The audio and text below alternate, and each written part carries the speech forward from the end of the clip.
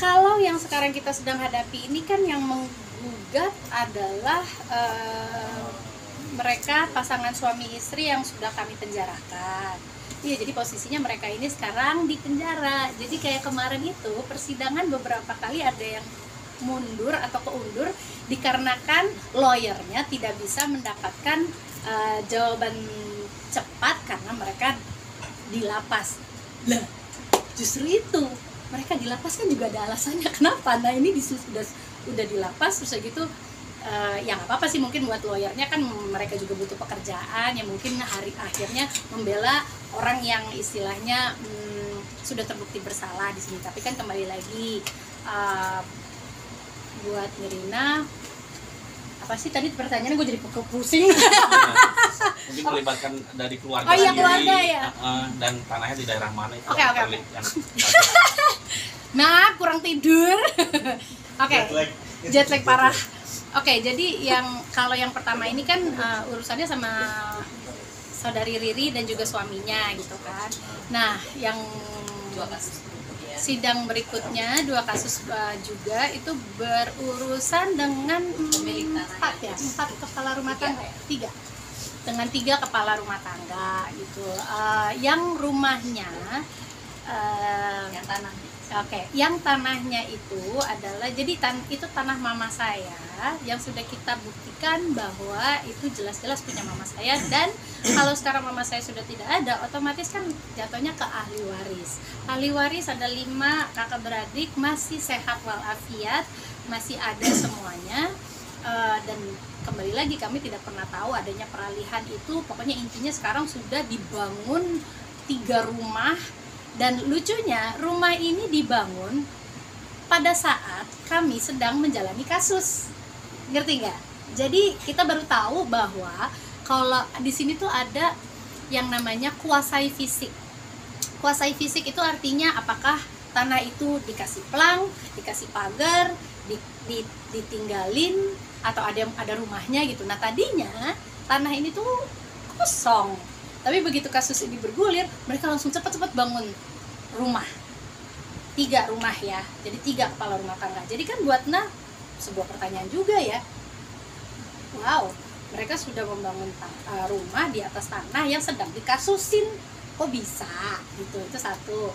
Terus yang kedua, ini buat yang kasus berikutnya ya. Kalau yang besok ini, yang tanggal 8 ini adalah pokoknya tinggal keputusan. Nah yang 2 lagi juga sebenarnya makanya Nirina bilang adalah, wah ini buat kasus yang pengulangan doang, yang hanya memberikan bukti-bukti yang sudah diberikan sebelumnya juga. Ini nih kayak buang-buang waktu banget ya, karena di yang kasus 2 berikutnya ini sudah terbukti bahwa istilahnya mereka tidak menandatangani surat di depan notaris, tidak di kantor notaris, dan rumah sudah dibangun, atau ibaratnya dia sudah belum bayar lunas sudah dapat surat. Mencurigakan, bukan? Di developer manapun kalau belum bayar lunas, sertifikat belum mungkin ada di tangan kita. Nah kalau kali ini kok bisa belum bayar lunas tapi suratnya sudah di mereka, dan mereka berhak untuk membangun rumah di atas lahan tanah yang istilahnya punya Mama Nirina gitu. Jadi ya kalau dari bukti yang sekarang Nirina sudah utarakan, lu tanda tangan bukan di kantor notaris, bukan di depan notarisnya, itu aja udah kayak hey, kok bisa gitu. Berarti apakah kita juga kembali lagi nih, ini sekarang kita lagi dituntut atau turut tergugat gitu terus kan. Nah ya mungkin kami juga ada batas kesabaran ya gitu. Jadi apakah nanti juga kami akan memberikan pergerakan yang adalah menuntut kembali atau istilahnya mempidanakan kembali? Nggak tahu ya, kita lihat aja. Yang penting satu persatu kita selesaikan.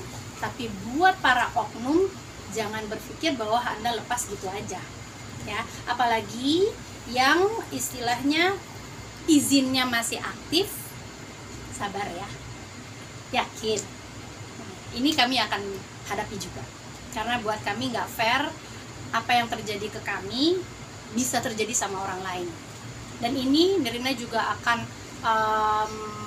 ajukan juga gitu ke Kemenkumham gitu kan istilahnya untuk izin prakteknya mereka ini sangat-sangat Nirina titik beratkan untuk dicabut karena mereka mereka sudah terbukti salah. Selama ini oknum notaris itu tidak pernah dipenjarakan.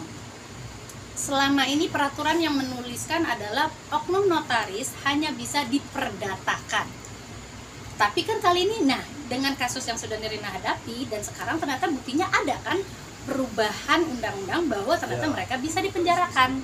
Walaupun waktunya ternyata kok ya singkat banget, bahkan mereka sudah keluar gitu. Sementara ya yang mantan asisten mama itu dia masih dipenjarakan kurang lebih, lupa ya, tapi kurang lebih kayaknya 10 tahunan deh gitu kan, 12 tahun ya, pokoknya ya udah 12 tahun, berarti kan udah kurang lebihnya dijalanin 2 tahun, masih ada 10 tahun lagi. Tapi orang yang tahu hukum dan menyalahgunakan hukumnya itu sendiri kok sudah bebas, sudah main jet ski, sudah upload di TikTok, kebebasannya itu gitu loh. Jadi I'm not gonna stop here. Nirina tidak akan berhenti sampai di sini. Nirina akan terus sampai orang-orang ini, oknum-oknum ini tidak bisa lagi menyakiti orang lain dan menyalahgunakan hukum yang seharusnya mereka pegang teguh sebagai notaris yang sudah disumpah loh. Ya kan? Kalau kita nggak bisa percaya sama notaris, kita percaya sama siapa lagi mengenai surat menyurat tanah ini gitu. Tidak ngomong kayak gini bukan berarti semua notaris sama. Di sini hanya menyebutkan kepada oknum notaris yang kami sudah hadapi langsung gitu. Dan udah banyak kok, juga udah dapat banyak masukan bahwa sekarang itu untuk membuat surat tidak lagi semudah dulu gitu. Dan untuk notaris juga untuk bikin, pokoknya ada banyak banget deh perubahan barunya. Makanya salah satu yang Nirina harapkan adalah perubahan undang-undang untuk kasus-kasus seperti yang ini gitu loh. Orang kok bisa nuntut padahal mereka sedang dipenjara, dan mereka kok bisa nuntut tapi sebenarnya buktinya yang diberikan adalah bukti-bukti lama gitu. Jadi besar harapan Nirina banyak perubahan yang terjadi di sini untuk membuat Indonesia lebih baik lagi, lebih maju lagi, dan kita juga sebagai warga negaranya merasa aman, nyaman, dan istilahnya tenang gitu kan. Kita dalam hidup tuh sebenarnya mintanya cuma satu ya, ketenangan hidup gitu. Dengan segala macam kehidupan yang kita hadapi, ketenangan adalah salah satu yang kita harapkan bisa kita dapatkan gitu. Jadi semoga pesan ini sampai untuk